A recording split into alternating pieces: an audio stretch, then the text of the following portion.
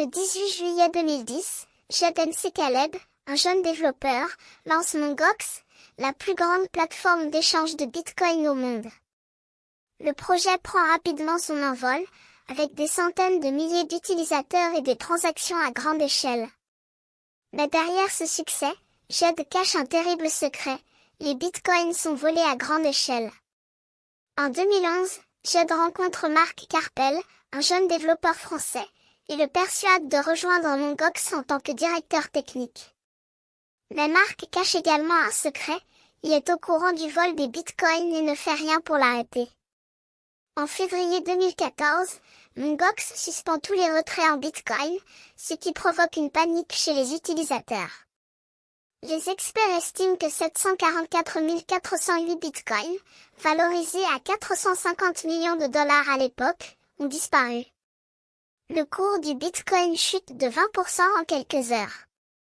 L'enquête est lancée et des indices suggèrent que le vol a commencé en 2011, peu après que Marc Karpel s'est joint à Mongox.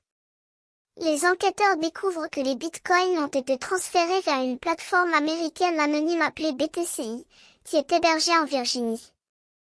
Alexander Vinnik, un citoyen russe de 36 ans, est identifié comme l'homme derrière BTCI.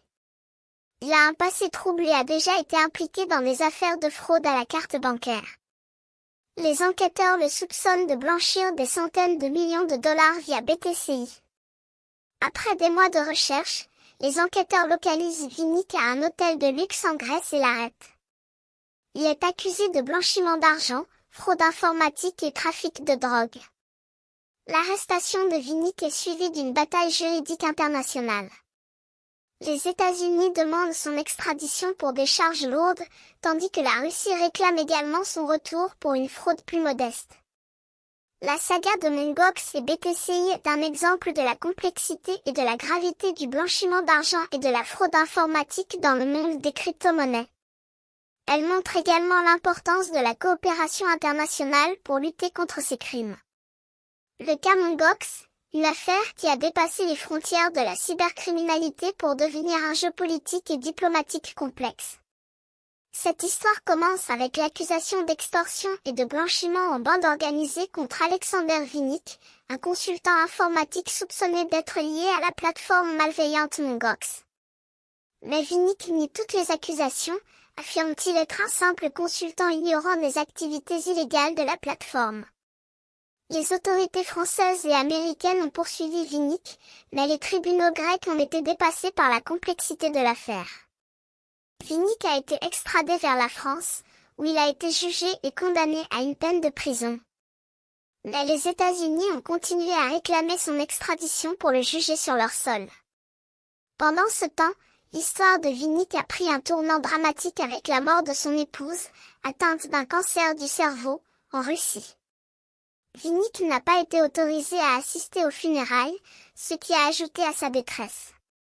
Mais l'affaire n'est pas close. Les États-Unis ont poursuivi Vinnik, l'accusant de blanchiment d'argent en bande organisée. Si reconnu coupable, il risque jusqu'à 55 années de prison. Cependant, l'histoire a pris un tournant inattendu avec l'annonce d'inculpation de nouveaux suspects, Alex Bilchenko et Alexander Werner, qui auraient participé au vol et au blanchiment des bitcoins de Mongox. La révélation de ces nouveaux suspects a soulevé de nouvelles questions. Vinnik n'était-il qu'un pion dans une opération bien plus vaste?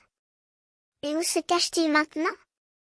Les victimes de Mongox attendent toujours des réponses, notamment sur le sort des 200 000 bitcoins retrouvés par Marc Karpel, qui valent aujourd'hui bien plus que la totalité des fonds perdus en 2014.